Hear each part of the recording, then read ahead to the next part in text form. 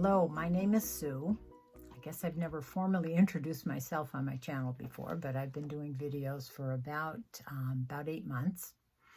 And we live on a small bay off of Lake Ontario in New York State. And I garden in Hardiness Zone 6A. We like to call our home Blue Heron Hill. And I'd like to introduce you to a series that I'm calling Botany for the Backyard Gardener. So there will be some Latin words, but don't worry, it won't hurt. So follow along with me and let's get started. Now, doesn't this make your fingers itch to get digging into the soil? This is a seed catalog, and we've been getting tons of them in our mailboxes since December. Anyway, all of these plants, we are going to start from seed. So, since we are passionate about this garden, let's become more familiar with some of the basics. Plants differ from animal cells, and the big difference is that a plant has a cell wall, which gives the plant its structure, its shape, and support. This plant would not be able to stand upright like this if it didn't have in its cell walls the rigidity. Animal cells don't have that. So the waters and the minerals, say for instance, this is a cell. The waters and the minerals can transfer back and forth through these membranes in the cell walls, and they act as a transportation system to supply the plants with all its nutrients and water to perform all these complex manufacturings that go on during plants cycles. But I'm going to get that to later, and we'll talk about that again. Okay, in a plant, it all starts with a seed. And here I have a couple of different kinds of seeds. I think these are purple potted pole beans, and these are regular green pole beans. These are sugar snap peas. Here we have some pumpkins. I think they may be sugar pie pumpkins, and these are pinto beans. Even though there doesn't seem to be any measurable activity in any of these seeds, they're viable, meaning they have life, potential life inside of them, and they're capable of germination, which is the process of growth from dormancy to sprouting. So we call these seeds now in a state of dormancy.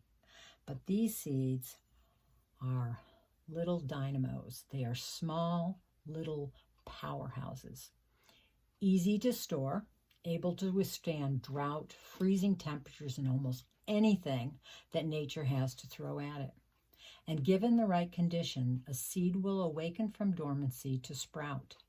And this tiny seed has the potential to grow into a plant that can give us an enormous amount of food. And that's what I want to share with you. So let's start with some physical features first. I'm going to mostly concentrate on bean seeds because they're generally large, they're thin-walled, and we can easily see the supporting structures. A seed is an embryonic plant that's enclosed in a protective covering. That's called a seed coat. The function of the seed coat is to prevent the expansion of the seed, keep it all close together. It's supposed to stop or impede the gas exchange between the seed and the environment. And another function would be to block the entrance of water into the seed. Now, only when the conditions are right can these 3 be breached. And we, as gardeners, need to get by these conditions in order to get our seeds to germinate and have them do what they're destined to do. Okay, bean seeds have a very hard but thin skin.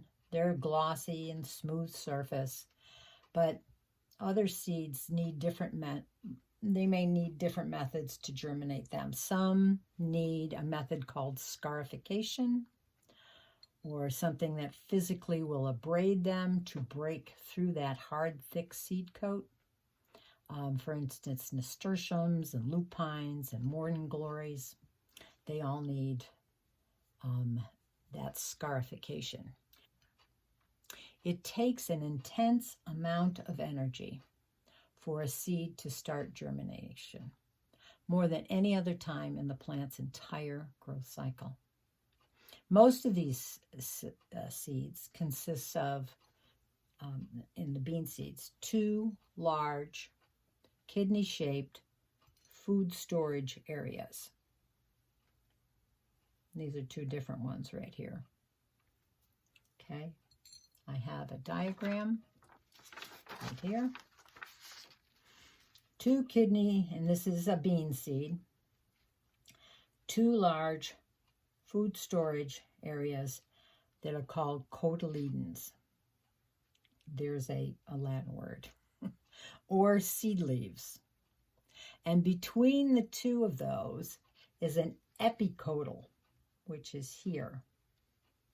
Now, this is remarkably like a mini plant that's just waiting for the moment of its germination. And it shows all the characteristics of a complete plant, just miniaturized.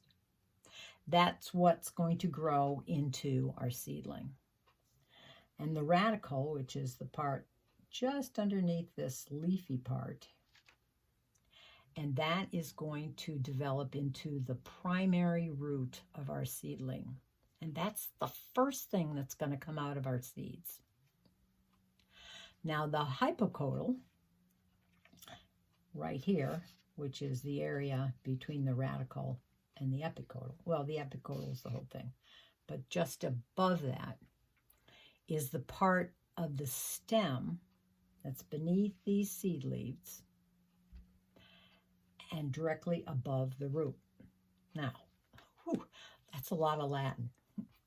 But wait, before this seed can germinate, before it can change from this into a seedling, it needs a few things. It needs moisture, warmth, and a substrate or soil, something like that. These are the things that we need to supply to this seed to break through that seed coat.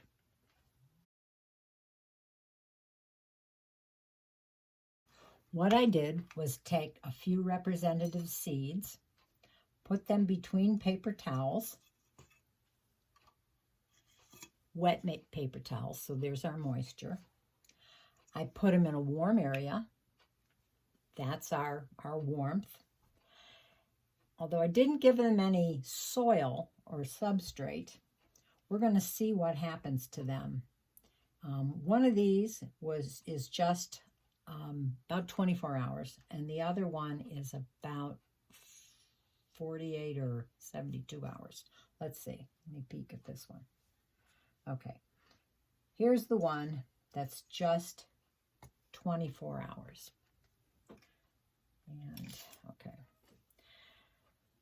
It looks as though this one has almost doubled in size to a brand new one here. Our pumpkin seeds, the squashes, have not seemed to do anything except, here's a new one. They seem to have enlarged slightly. They were wet. They had a wet seed coat here, and now it's dry. If you can tell, there's a slight color variation right here in this interior part here. It's a little darker. Maybe it has taken up more water through that area. Now these these beans here, let me get one of the ones. There we go. That has definitely increased in size. I don't see any cracking of the seed coat yet on any of these. These are the sugar snap peas. Definitely look more swollen. Here's one that is quite wrinkly.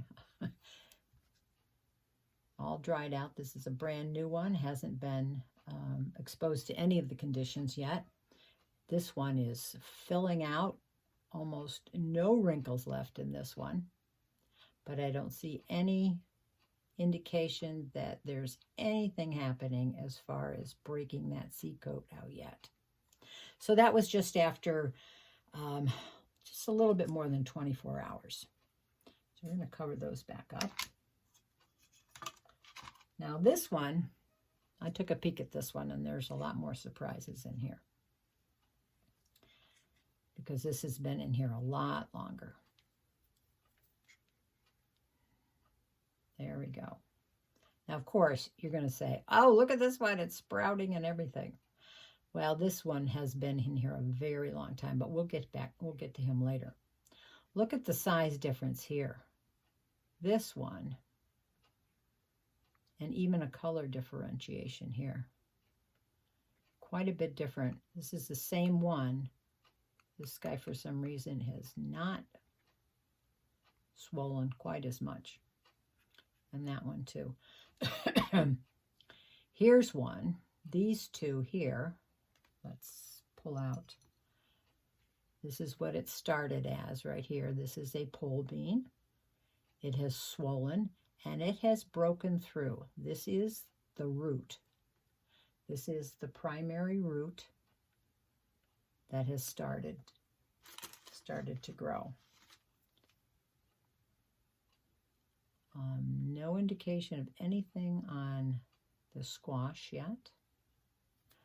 Now, here's the pea. You can see just a tiny little eruption. The radical has pushed that root tip out. And we have a couple. Oh, interesting. This I split open to see if I could show you the interior. And I will post a picture of that close-up. You can, I don't know if this is going to be able to show. Ah, shoot. I need a macro lens or something like that. This is quite soft. Oh, here's the seed coat that came off. Okay. This is a cotyledon, right? Now, normally that would be, they would stay together for quite a long time. We'll get into that stage next. Anyway, if you could see right at the top of that one, you can see the little epicotyl. I'm not sure that the camera is going to pick this up. A macro lens would probably be better. But anyway. Now this one in particular is a whole different story. We're going to get into the progression in the next one of events. This is kind of a one that's on steroids. I think he's a little bit before his time. Anyway, we aren't quite there yet. But these are some examples of what happens when we apply those moisture requirements, heat requirements, and substrate. They force the seeds, the seed coat softens. The radical, which is the root, the primary root that starts growing, forces its way out through the plant, through the seed, and starts its growth and starts taking in even more moisture and more cell division to create that root. Okay, so the next video will involve the actual growth of the seedling. So if you're enjoying this, if you find it to your liking, give me a thumbs up. Share it with others that might find an interest in this too. I would appreciate that. Comment down below if you have any questions. And I will see you on the next video. Thanks for coming with me. Till next time. Bye.